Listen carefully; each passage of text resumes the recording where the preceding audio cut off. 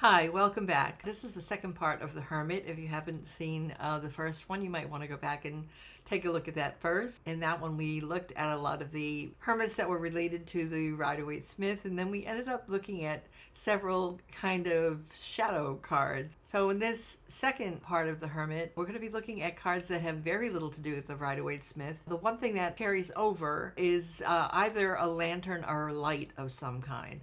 But otherwise, they are not at all the hermit that we are used to seeing as part of the Rider-Waite-Smith tradition. And so you'll see kind of a development of how different artists have thought about this card and what it means and different ways of expressing that through images rather than just the man on the mountain with the light. I always forget to say, please hit the like and subscribe buttons. It's so important. And if you like something, then you let me know to do more of that. I will answer any comments. That's, I guess, it for now. And let's just get going with the cards.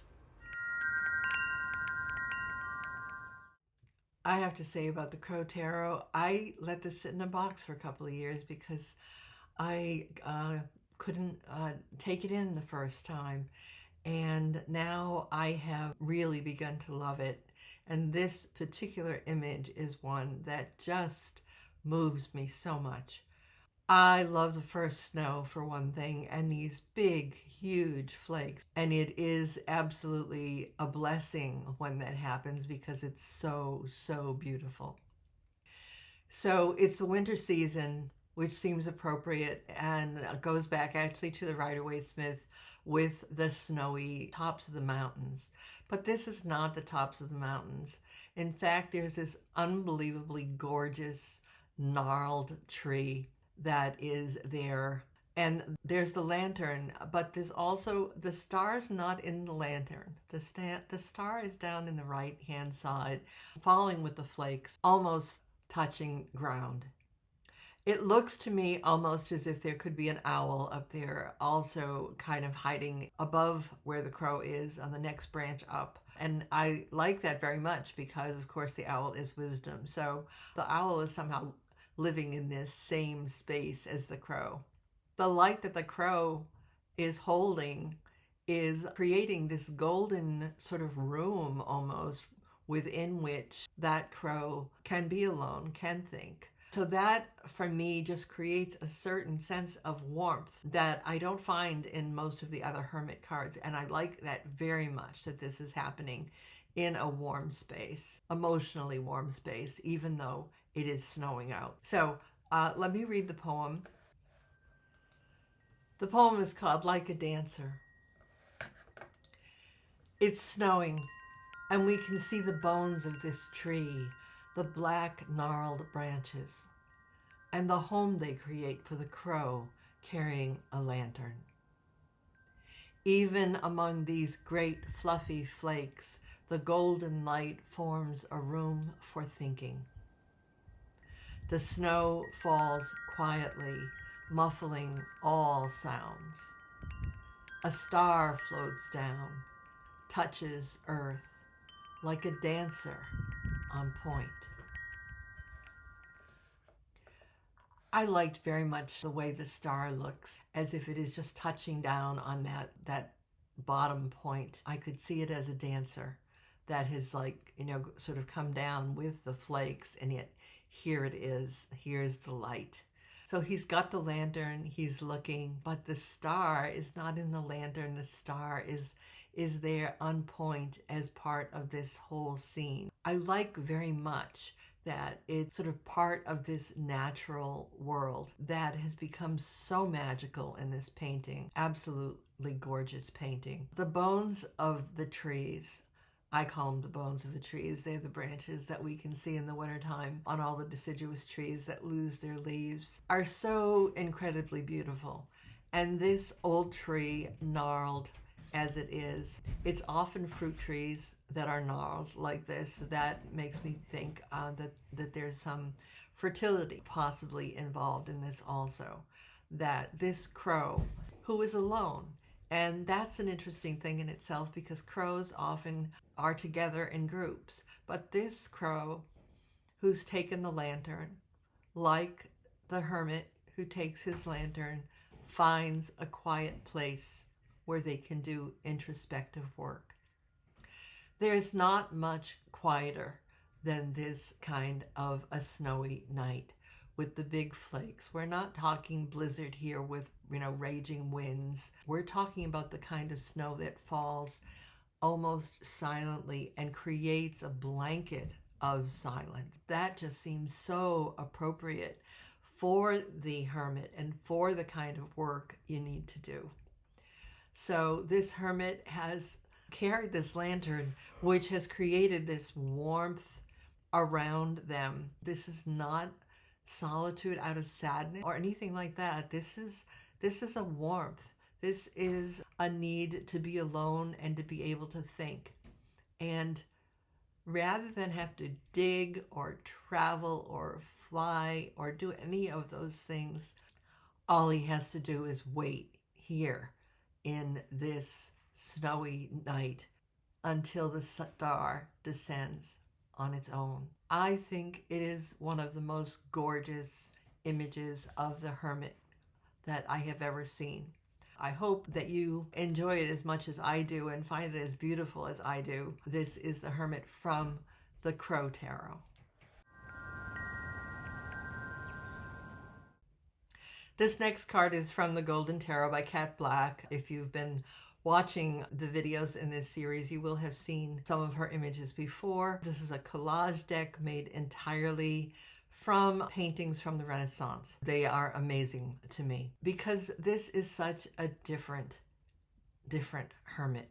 This is a hermit who goes out and lives in the woods, but he's not alone. He's surrounded, by the living forest. He's got a lantern, but he's not holding it high, looking for troops, looking for whatever. He's an older man, dressed very simply, but the animals trust him so much that the deer is up against him like a dog might be, and he's caressing it. And then there's also a cat who's probably a domestic cat and not a wild cat. And there's a quail. I felt like, this is a different kind of hermit. And so let me read you the poem that I wrote. The Forest. He is standing in a forest, his left hand caressing the head of the fawn. A small gray cat is on the path to his right, her paw up, ears back, listening. The lantern he holds is not much higher than his waist. He doesn't need to seek anything in these woods. As a hermit card, I felt strongly that this going into solitude from human beings, but not from the rest of the world, going into the woods, was a very wise move. I also felt that the reason that he doesn't have to hold up this big lantern is that he's already found it. He doesn't have to look for anything in these woods. This is the place he comes to for replenishment. He's already found what he needs to find. He's already done the work. He is one with this forest, and he has learned a wisdom that has to do with our being connected to everything, and that's part of what that light is about. The light isn't even shining very much. It's night. It's in the forest, and he doesn't have to seek. It is all around him, and he knows that. So I really enjoyed this, was very surprised. It was, again, such a departure from the Rider-Waite-Smith, and yet it is the core of introspection and of what you find there, the kind of wisdom that she manages somehow to take this out of the paintings of that period and put him into a forest. Again, seems just brilliant to me. There's so many genius cards in this deck that do very unexpected things. This is another stage of being a hermit. You're not up there looking, you're not getting to the high place, you're not digging to the low place. You've been there. All you're doing is replenishing yourself. You need to get away from people to remember and to touch base and to be in the non-human world where you remember how everything is connected. But it's not because you haven't found it. You have found it. You just maybe have a busy life. It's easy to forget sometimes because you're just so busy doing the things you have to do in your everyday life, to go and be alone, to go into the woods and be alone, but not alone, because you realize that you are connected to everything that's in those woods. Very profound card, one of my favorites, and as I said, one of the very first cards I wrote a poem about from the tarot. And also, I think, realizing that I was looking at tarot cards as a poet, as a language of images, in the same way that poetry is a language of images.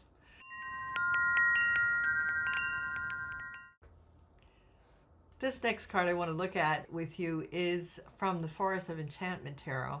It is another animal card. It's a badger, and this badger has made his home under the roots of a tree. You can see in the ceiling and everything that there are roots, and how he has used the little niches for his books.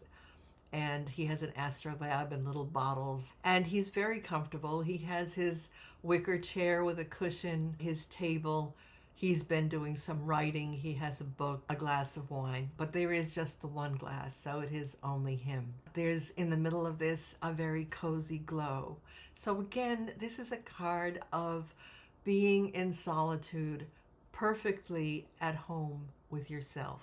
There are things he does, he writes, he reads, but you don't feel that this is just distraction. This is part of the work that he is doing to find that light. And of course, the light is brilliant in the middle of this card. Much like the Crow Tarot, this light is creating this warm sort of yellow-orange space in which this work is being done. I see him looking almost over his shoulder as if he's heard something, as if he might be interrupted. And so let me read the poem. It's called Under the Tree. And I want to say, before I even read this, that one of my childhood dreams, or I guess we would maybe daydreams, and certainly I've done directed meditations about this at this point as well, where I am living under the roots of a tree. And this was a recurring dream for me as a child. So this badger really, really spoke to me. I was like, oh, yes. And the thing that happens for me in my dream is there's always something new that I find. One of the wonderful things is I found a chest full of fabrics, silk scarves, and just all of these things. And I was a textile artist at the time, so it was just so wonderful. It was like, oh, there is this room within which all of this exists. I have a special fondness for this card because I think it does speak to those of us who are writers, who are artists, who are very used to spending time by ourselves in a very cozy way and doing work. Clearly, the writing he's been doing, we don't know if he's writing a book or if he's writing a letter, what it is, but he is doing some important work there. Under the Tree. The badger leans forward in his willow chair with the red cushion, looks over at the table, his book, paper, pen and ink, a bottle of wine, a glass. Books and bottles fill the shelves made by the roots of this tree he's built his home under. There's a small fire in the round fireplace with the tiny grate. He looks over his shoulder as if startled. Is someone coming? He could use some good conversation.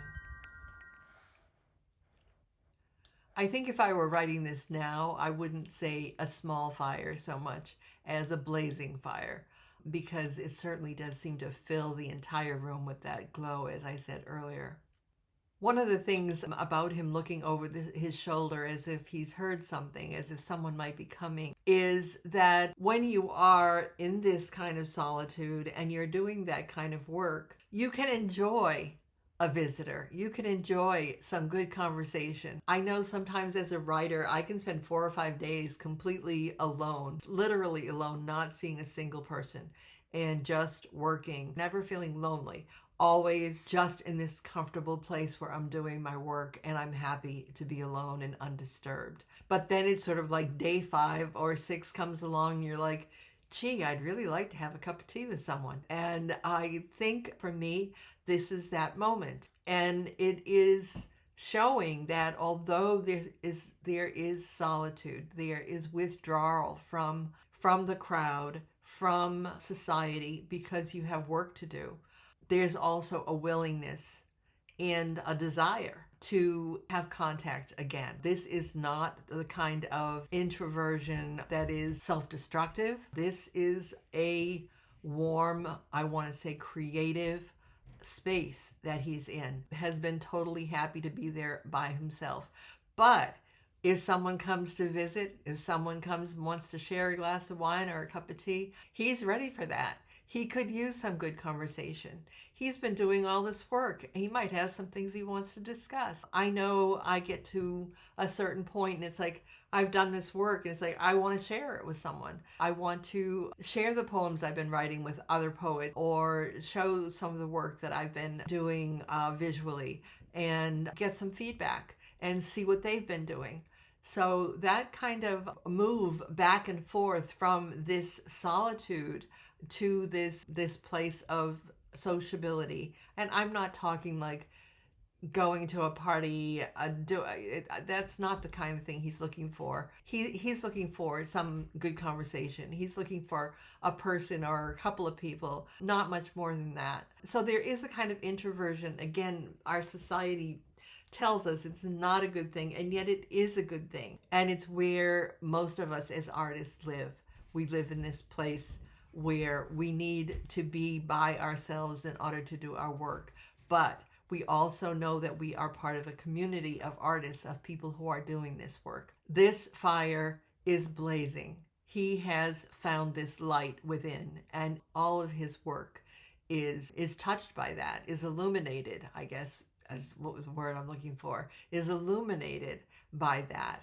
And so whenever he goes into that place, it just grows. I have to say, I think this is a lovely card, and not only a hermit card, but an artist card, because this is the work we have to do. And I think she's caught both the sort of warm, creative space in which you are at home with yourself, the light you have found there, the fact that you are sharing it through your art, and also that you are ready for conversation. You are ready to have contact with the outside world.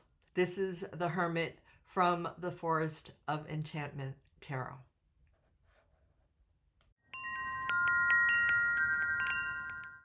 This next card is from the Everyday Witch Tarot.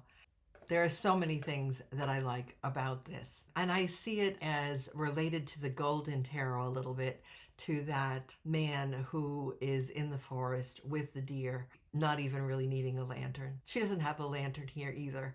She has a campfire. Clearly, she has had to get away. Her broom is there with her hat. Above her head, there's an owl.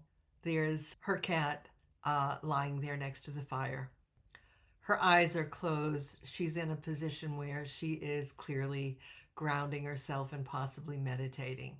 So this just seems very much, again, like the kind of solitude we're talking about in the Hermit card, without needing to use the images from the Rider-Waite-Smith. And she's closed her eyes and she has found this spot. It's interesting because there are these little piles of rocks, actually on some of the rocks around the campfire and over there by the cat. Those are usually used to show directions, as if there were directions to this spot somehow. She is quiet now. She is by herself. She has made herself a fire. The fire taking the place of the lantern, and this is a big fire. She has found herself a place where she can be in contact with this light. And here's the poem. It's called The Campfire. It's quiet under the trees. She's made a fire inside a ring of stones. She closes her eyes, sits on the ground, hands on her knees, legs crossed. Her black cat curls into sleep beneath the barred owl high on a branch above. No one knows she's here.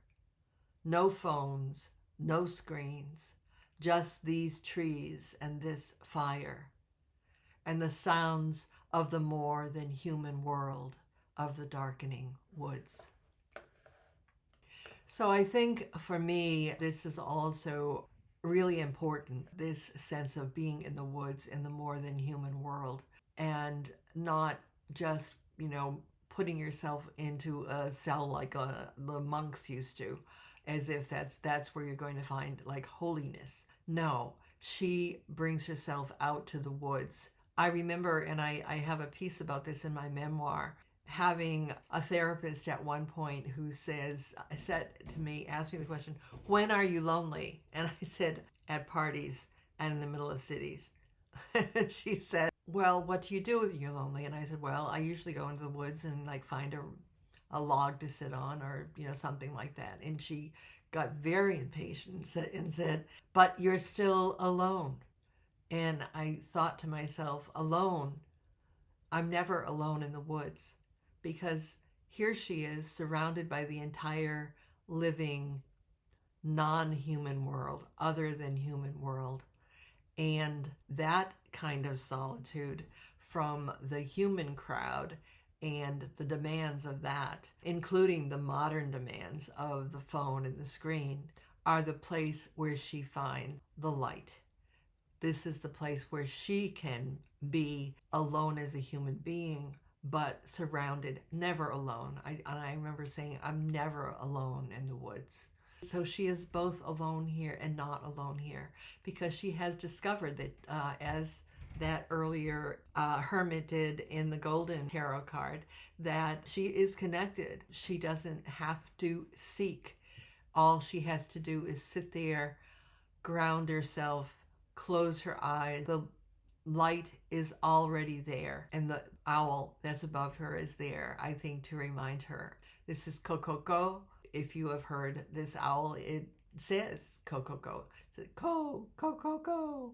I like that, because I feel like if she falls asleep, or if for some reason she needs to be awakened, that owl is there. Her cat is totally happy to be there and asleep. And I do love it that she's put aside these tools, her hat, her broom. She is just going to take this time to reconnect, to ground, literally ground herself in the non-human world, in the earth itself. And I think that that's a wonderful Hermit card.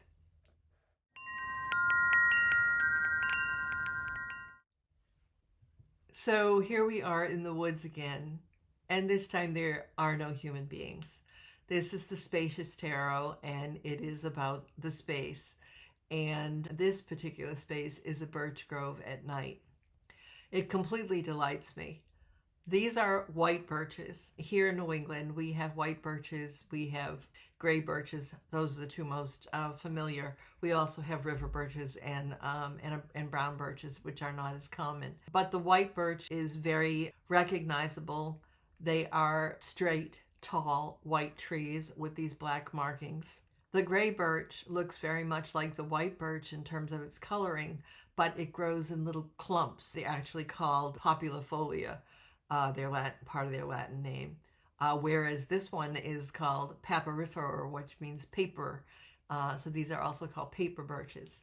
And these are the birches which we use before colonialism to write on. We wrote maps, or there's story maps really mostly, and we wrote directions on them for people who were on the trail. They could get to where they were going. These white birches, notice how they leave room. They're not in little clumps. They respect the distance that each of them needs to grow straight and strong.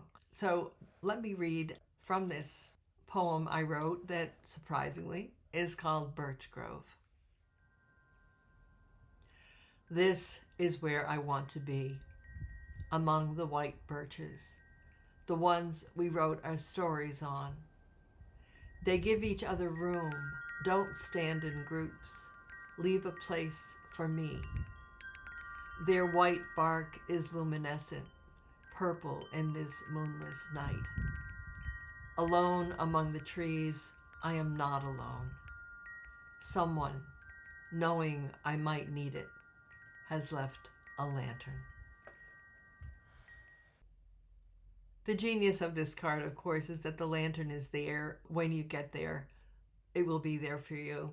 All you have to do is go to this place. This is a place I could easily imagine and go to as a place of solitude. And again, a place of solitude where I'm totally comfortable with myself, but I am also not really alone. Each of these white birches is in that situation. Each of these white birches are part of a grove of birches, and yet they have left each other enough room to have some solitude. And I have always loved that about these birches. And I like the idea somehow that the lantern is there, but also that someone left it there. Someone knew I might need it, or someone knew I would be there and would find it. And that's part of it. I think, when we go on this quest, we go into that darker place. We find the light. It's there. And sometimes it is because someone was there before us and has left clues or has left their knowledge of the light so that we can find it. So this is, I think, another one of my favorites. The Spacious Tarot is spacious. It has so much room in every card. And I think that's one of its strengths. I feel a sense of space opening inside me when I look at this card.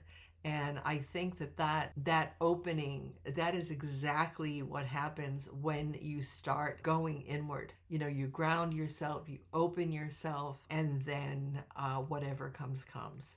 And in this case, what's there for you waiting is the lantern, is the light. So once again, from the Spacious Tarot, the Hermit.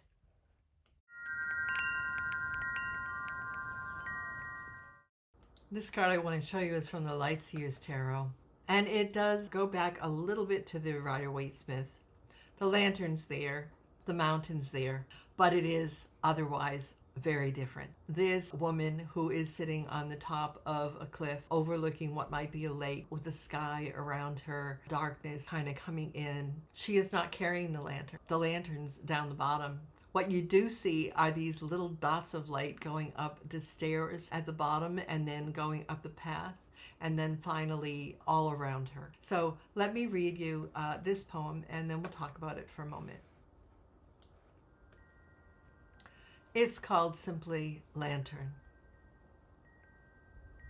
She's left her lantern with its puny light on a ledge below and climbed to the top of the hill. Here, she can look out over the lake and surrounding land. Her body glows in the darkness. Moths circle her like stars. This is an image of actually going even beyond just being comfortable with yourself, going inside, finding the light, touching down, grounding, so forth. She leaves her lantern at the bottom because she does not need it. She is lit from within. She goes to the top of the mountain. She looks out. She is able to appreciate the beautiful lake, the beautiful land all around her. And she is herself glowing. She has become the light. She has become the lantern. And I have to say, I borrowed from Yeats, one of my favorite poets, who has the line, moth like stars. And I couldn't help but see those dots of light around her as moths that were like stars. And that they were attracted to her because they would be attracted to the lantern, but they are attracted to her because she is a source of light. And so, you know, metaphorically, whatever, we can think about that also in terms of if we get to that point where we are emanating the light, that we are carrying the light, there will be others around who are around us who will be affected and attracted by that. She is glowing with the knowledge she has, and so these moths are attracted to her as and actually look like stars in the night sky. This seems like part of the journey in which you've been to that place so many times and you have encountered and incorporated that light, very connected with those cards where you go into the non-human places, and that is where you find the light. So it's kind of one more aspect of that. Although I think that the Lightseers art takes it that one extra step where the person herself has become the light. And we've seen this happen in other cards where, for example, in the Strength card, there's cards where the woman actually becomes the lion. So, but this one, as a Hermit card, following the Strength card, now has the knowledge needed to go on for whatever comes next. This, again, is the Hermit from the Lightseers Tarot, and a wonderful image. So that's the cards for today. If you haven't had a chance to look at the other ones, I want to encourage you to go back and look at the earlier videos, and to remind you that this is part of a 22-part series on the Major Arcana, in which I'm exploring the tarot cards through poetry as a poet, writing poems from the images, but also looking at the tarot as poetry and kind of reading them the way I would read a poem. I'm enjoying this. I hope you are, and look forward to seeing you next time.